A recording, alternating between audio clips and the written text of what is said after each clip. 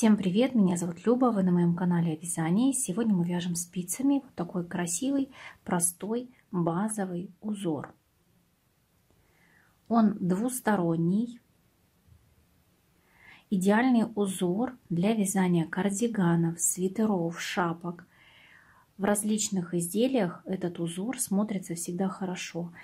Например, свитер, связанный таким узором, смотрится всегда очень выигрышно. Обратите внимание на этот узор. Этот узор называется букле. И, как я уже сказала, вяжется очень и очень быстро. Для вязания необходимо набрать четное количество петель. Я наберу для образца 10 петель. Обычным способом вы набираете тем способом, который вам больше нравится. 5, 6, 7, 8, 9 и 10. Одну спицу достаем. Первую кромочную петлю первого ряда я всегда провязываю лицевой петлей, чтобы нам закрепить край. Все, закрепила. И начинаем вязать узор с самого первого ряда. Сейчас мы вяжем чередованием: одна лицевая, одна изнаночная, лицевая, изнаночная, лицевая, изнаночная, и до конца ряда лицевая, изнаночная, лицевая, изнаночная и кромочная, либо изнаночная, либо лицевой, как вы привыкли вязать.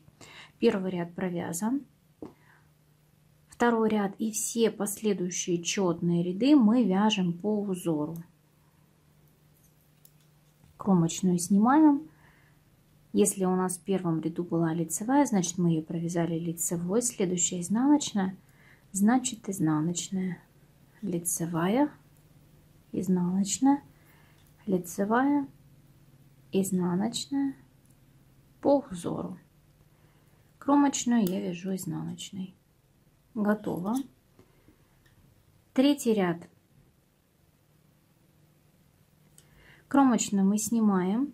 Сейчас там, где у нас провязана лицевая, мы вяжем изнаночную за правую стенку. В данном случае у меня правая стенка лежит за спицей, за работой. Изнаночная. Из изнаночной мы вяжем лицевую. То есть мы их чередуем. За правую стенку лицевая, изнаночная, лицевая, изнаночная, лицевая, изнаночная, лицевая и кромочная изнаночной. Третий ряд готов. И четвертый ряд, как и все четные ряды, мы вяжем по узору. Изнаночная, лицевая, изнаночная, лицевая, изнаночная, лицевая и кромочная изнаночная. Вот и весь наш узор.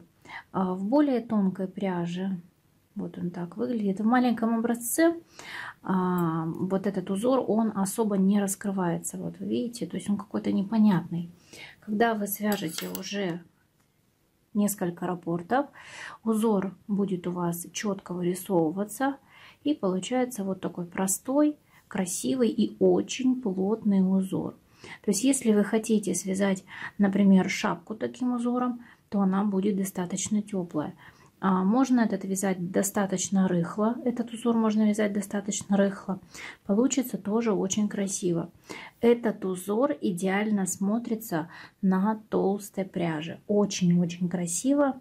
Если у вас есть какая-то толстая объемная пряжа и вы не знаете, куда ее применить, можно связать, например, таким узором шапку из толстой пряжи. Выглядит просто очень-очень красиво. Обязательно попробуйте связать этим узором какое-то интересное изделие. Я уверена, оно будет вас радовать не один сезон.